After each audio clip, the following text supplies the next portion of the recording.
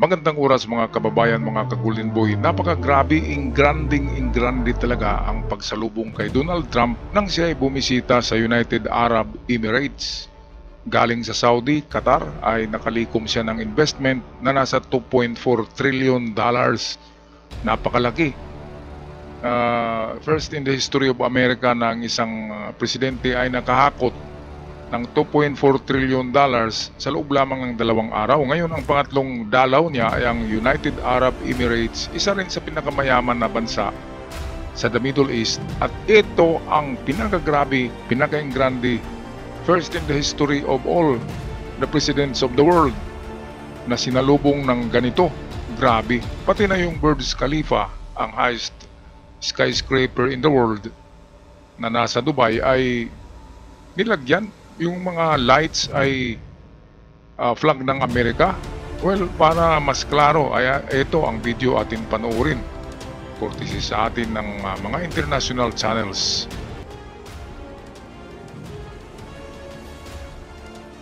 Ayan o. Ayan. So, nagiging flag of America o ang tallest building in the world, Burj Khalifa. So ito nga, Donald Trump has been honored by the United Arab Emirates after the Burj Khalifa in Dubai was lighted with the flag of the America. Ayan o, the world's tallest building was illuminated in the color of American flag. Sa social media ay grabe. Ito yung laman ng social media. Sobrang respeto ng mga Emiratis. The Burj Khalifa, the tallest building in the world, just saluted American President Donald Trump. Ito naman ang sabi ni Benny Johnson, EPEC, in honor of President Trump's visit to Dubai Burj Khalifa. Grabe. Tara Bola, the Burj Khalifa, the tallest building in the world, lights up in the US flag color in honor of President Trump. Respect is being shown. Sobrang respeto talaga ng ng mga Emirati, hindi lang ng Saudi. At ito ang pinakagrabe oh.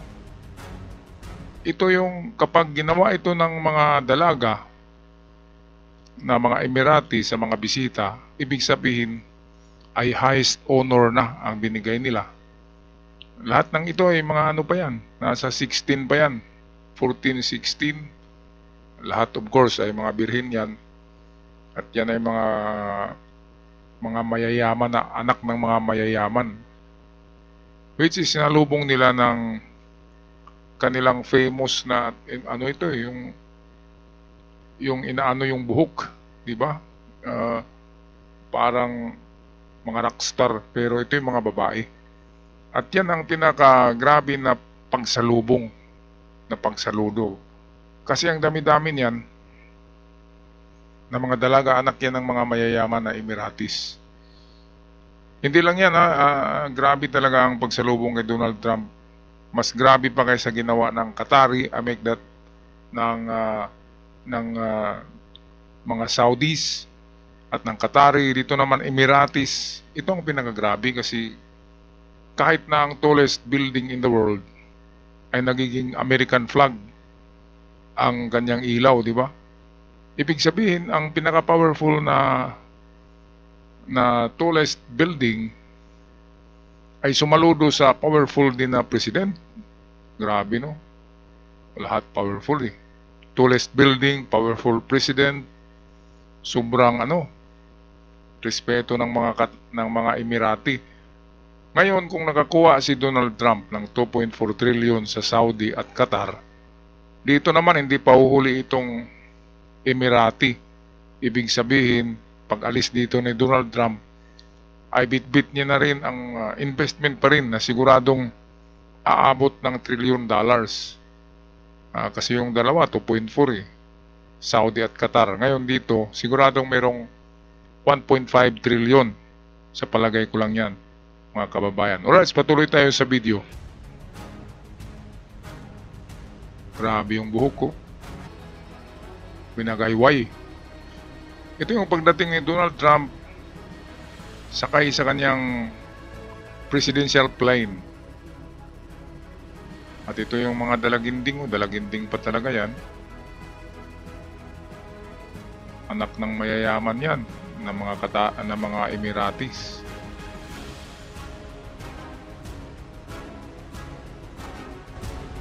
Sobra, kahit si Donald Trump ay namangha dyan eh. Parang nasa ibang mundo siya.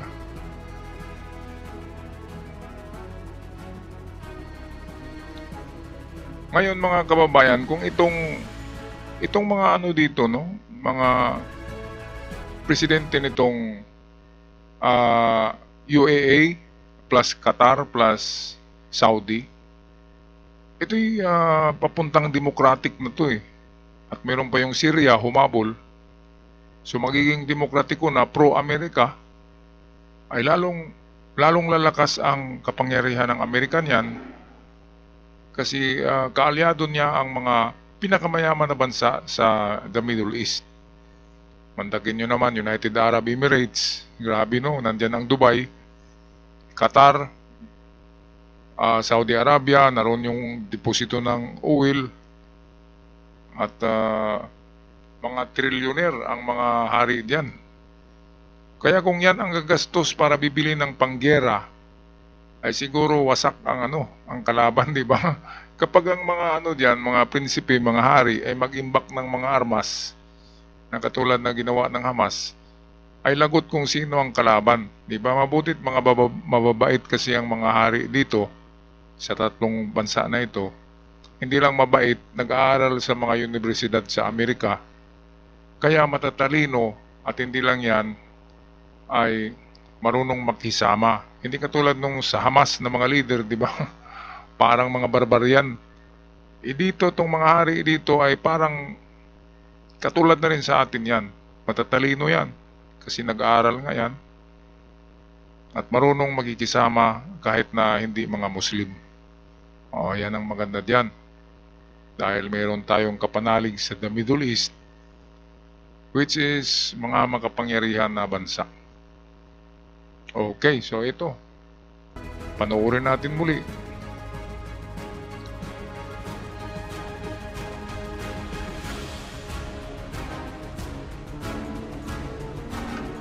Merong nagsabi na itong si Donald Trump daw ay ang magiging President of the World. Ibig sabihin ay one government, one world, one president. Ay parang parang mangyayari na yung hula ng the one world government. At kapag mangyari na yan, one world system, new order, yan ang sinasabing new order. Pero sa palagay ko, hindi naman pwedeng magiging presidente si Donald Trump sa buong mundo, pero pwedeng magiging siya, di ba? Taga pamayapa. Nagmimidulman kasi yan sa mga giyera, tulad ng Ukraine versus Russia, siya yung nasa gitna. Yung Israel at Hamas, siya rin yung nasa gitna.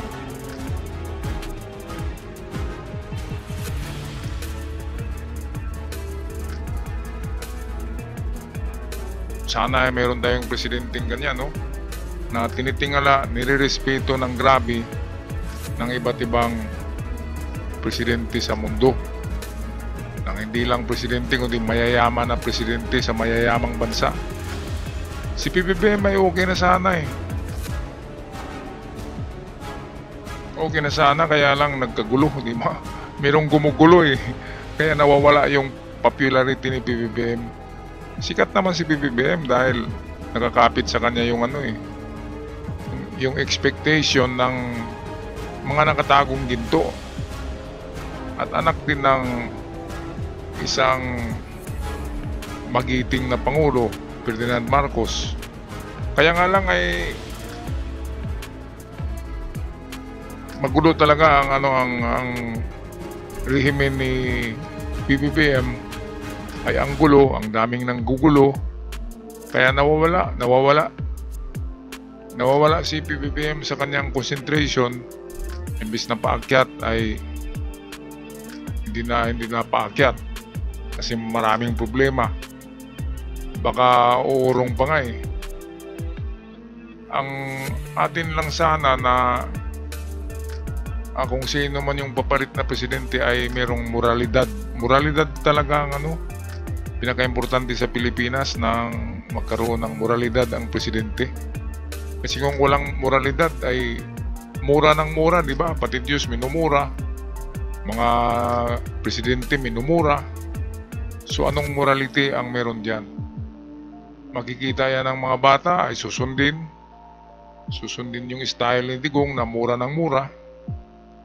Walang moralidad, yun ang nawawala eh. Kahit sino sana, basta mayroong morality, kahit sinong presidente, okay na yan. Ang problema ay ang susunod na henerasyon, kung ganyan ang makikita, na mayroong mga nandarambong tapos hindi maparusahan, ay marami ang gagaya, di ba? Kasi yayaman ka sa pandarambong mo, yayaman ka, kaya marami ang mag-idolize sa'yo. Kaya nga sikat si Digong dahil Iron Fist, Executioner, The Punisher. Yan yung mga bansag sa kanya eh. Pang movie lang kasi yan. Sa totoong buhay ay masama. Masama yan. The Punisher grabe. The Executioner, lahat na lamang. Astig, pero anong nagawa sa Pilipinas? Ay nabawasan ang ating mga isla. Nabawasan ang mga sakop na isla sa WPS na ibigay sa China dahil sa kalukuhang gentleman's agreement. Alright, so tapusin na natin ang video. Napakaswerte ng Amerika ngayon. Totoo nga na America will be great again with Donald Trump. Mantakin nyo isang pasyal lang niya sa the Middle East. Itong tatlong bansa, siguradong makalikom siya dito ng 4 trillion or 3.5 trillion. Yan ang aking guess.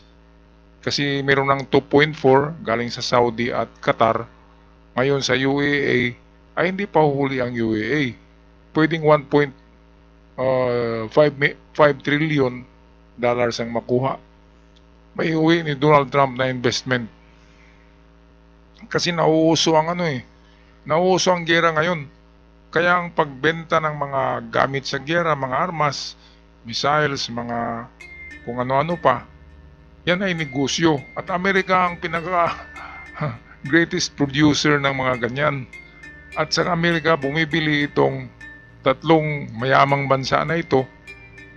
So ibig sabihin yan, sa negosyo, ay nandun lahat ang pera sa Amerika. Ayan, so sinong bumili sa Russia? Walang luko-luko na bibili doon, lalo na sa China. Ang China ngayon pinagtawanan na sa India versus Pakistan war. Palpakis ang mga missiles ng China na naroon sa Pakistan. Mga eroplano ng China na naroon sa Pakistan, palpakis din. Lahat palpakis. Kaya diyan natin nakikita ng mga armas pala ng China ay palpakis talaga. Grabe. Sa Pakistan, pinagtawanan ng Pakistan ngayon Palpakis yung kanilang mga rocket, missiles, kung ano-ano pa na made in China, napakapalpakis. Kaya sinong bibili sa China? Kapag gera, wala. Kaya dumami ang kanilang stock doon. Yung kanilang mga rockets, tubig lang ang laman Grabe. Napaka ng China. Paper tiger nga ang tawag Matapang na tiger pero papel walang laman, walang kasilbi-silbi. Higanti nga, sleeping giant, pero naman, butanting na giant Ang Amerika is sabihin natin awake giant, pero totoong giant yan. Hindi katulad ng China na giant pero na giant, yung lumba-lumba na giant, mga kababayan. Okay, so kudos kay Donald Trump. Napakagaling. America will be great again. Kung yayaman ng Amerika, maapektuhan ng Pilipinas niyan dahil kaalyado natin. Kaya pagdasal natin na sana makarating din sa Pilipinas ang swerte na kagaya ng swerte ni Donald Trump ng Amerika. Ako'y magpaalam ng mga kababayan. Pag-comment sa inyong mga saloobin sa video na ito sa ating comment sections. At sa mga bago pa lamang, Huwag kalimutan mag-subscribe para palagi tayong updated sa mga bagong uploads. Hanggang sa muli, paalam.